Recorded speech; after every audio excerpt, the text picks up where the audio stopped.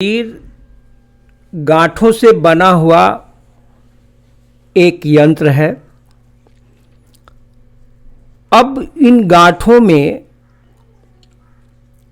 एक स्थान छोड़ा हुआ है जिससे आपका मूवमेंट होता है, और शरीर के अंदर दो फिल्टर हैं, एक लंग्स और एक किडनी। लंग्स एयर फिल्टर है जबकि किडनी लिक्विड फिल्टर है। तो बॉडी का मुख्य लिक्विड ब्लड है। अब जो आहार आप करते हैं उसमें से लवण की मात्रा ब्लड में जाता है।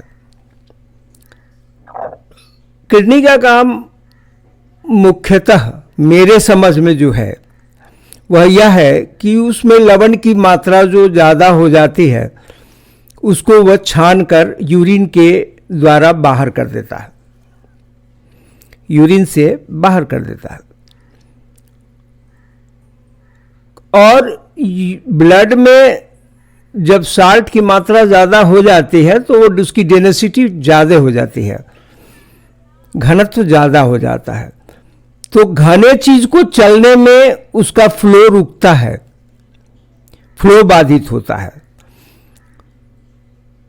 तो इसीलिए फ्लो बाधित होने के कारण ही हाई बीपी और लो बीपी का प्रॉब्लम आता है। दूसरी बात है कि जब किडनी यूरिन से फिल्टर करके नमक को बाहर कर देती है तो बाहर करने की क्रिया से फ्लो उसका सही हो जाता है। लेकिन जब किडनी में ये एबिलिटी कम हो जाती है तो नमक की मात्रा को वो छान नहीं पाता, फिल्टर नहीं कर पाता। जब फिल्टर नहीं कर पाता तो नमक की मात्रा बॉडी में ज़्यादा रहने लगती है, और वह नमक की मात्रा मांसपेशियों से रिस कर आती है जो अंतस्थ हो जाती है और वह जोड़ों में आकर जम जाती है, जिससे जोड़ों को मूव करने में कठिनाई होने लगता है। इसी को हम लोग गाठिया कहते हैं, इसी को हम लोग गाठिया कहते हैं। और लोग टेस्ट करते हैं कि यूरिक एसिड बढ़ गया है, यूरिक एसिड बढ़ गया है, मतलब ब्लड से किडनी फिल्टर नहीं कर पा रही है। तो पहला इलाज गाठिया का जो है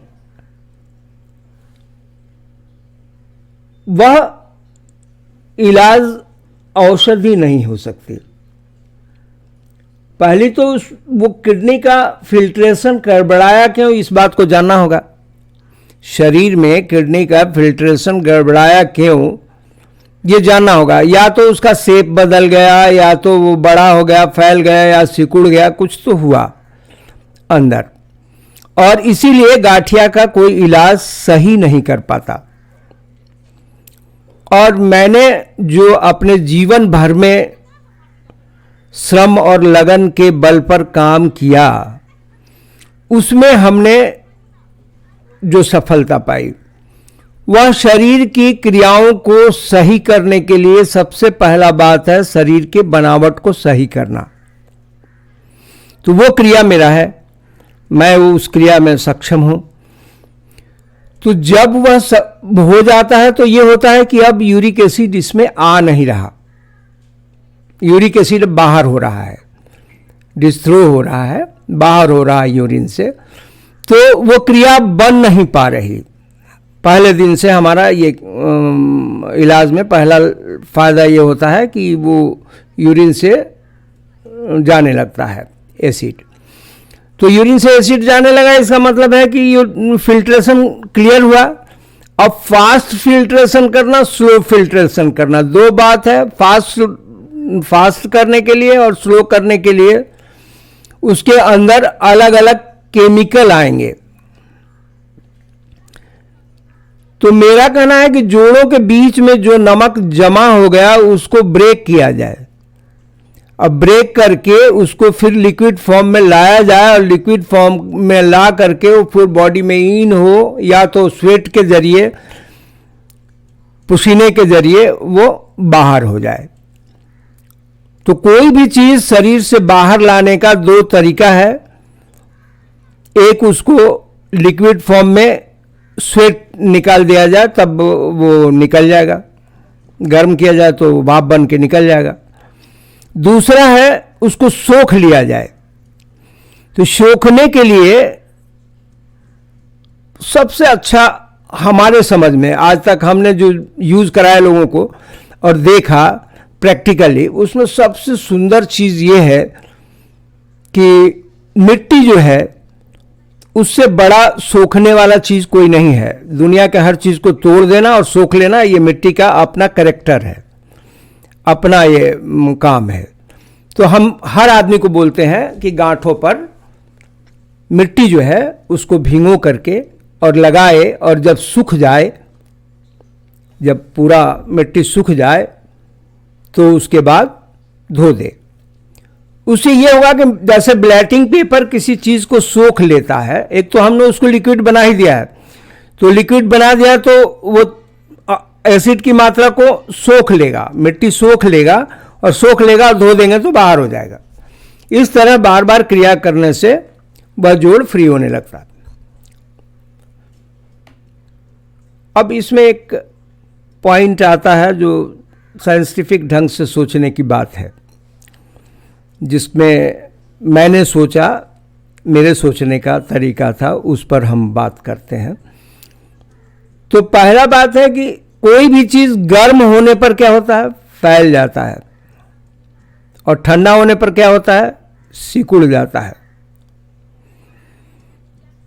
तो एसिड जो है वो फैलने की क्रिया को रोक देता है, फैलने की क्रिया को रोक देता है, वो सिकुड़ जाता है, और सिकुड़ने के कारण वह अंदर रह जाता है।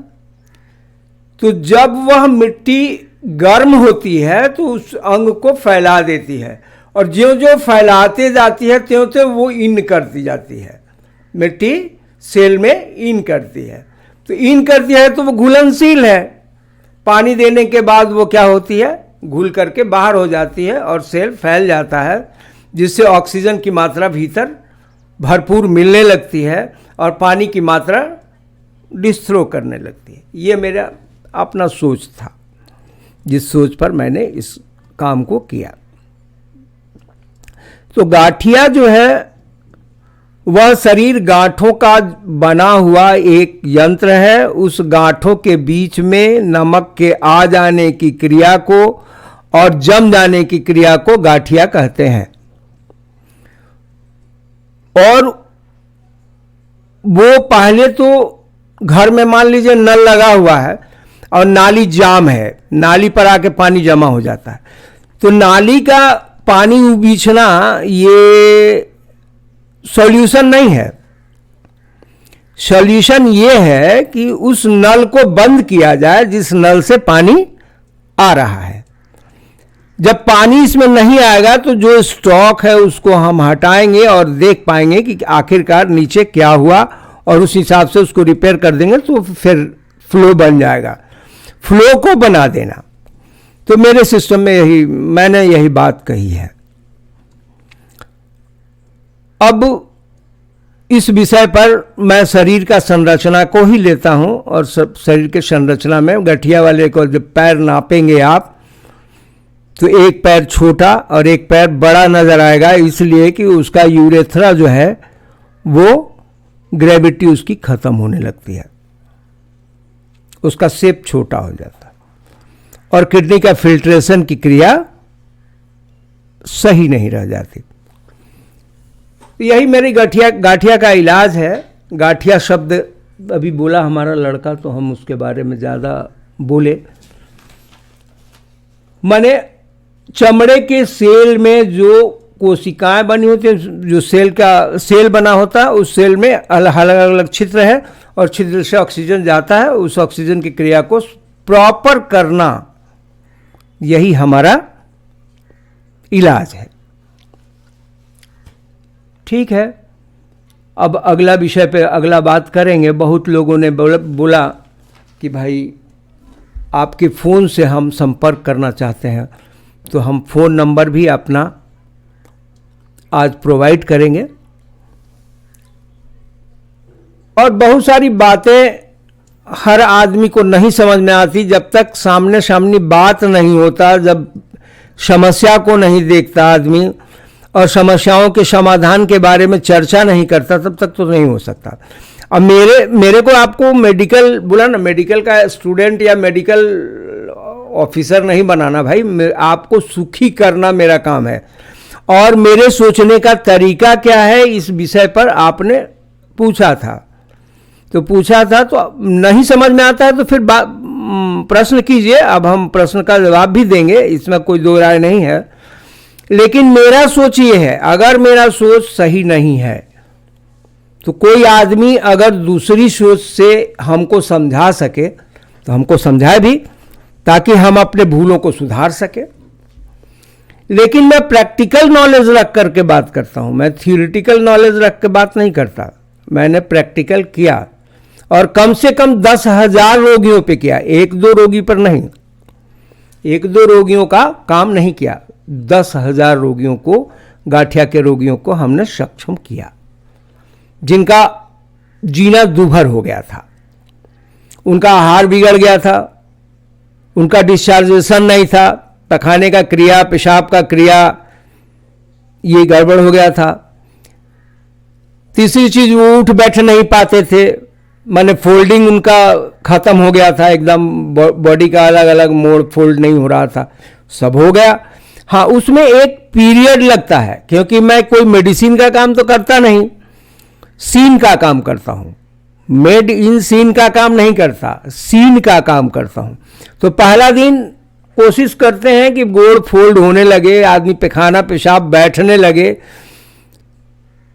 दर्द जो है उसकी परिभाषा मैंने कई बार बताया भी है, आज भी बता देता हूँ। दर्द मैं जो मानता हूँ, मैंने जो लिखा, वो दर्द, heat is a kind of energy, energy is a kind of load, and load is a kind of pen.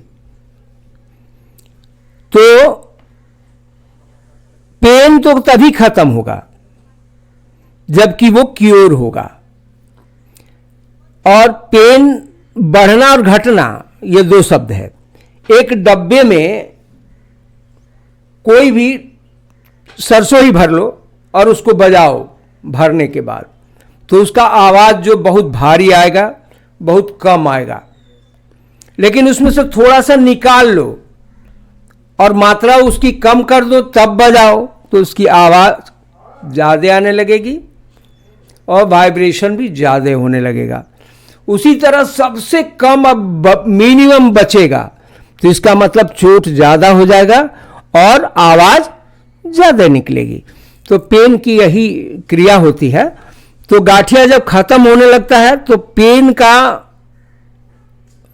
Base जो है वो बदल जाता है, पेन अलग टाइप का पेन होने लगता है, और जब खत्म हो जाता है तो खत्म हो जाता है। तो ये मेरा बताना था। और फ़ोन नंबर मेरा इसमें आपको देंगे, उस फ़ोन नंबर से आपको हमसे टॉक करने के लिए आपको साधन मिल जाएगा। आप बात कीजिए, हम खुश हैं, हम हर प्रश्न का जवाब भी देंगे। हो गया, बहुत अच्छा ही वाला।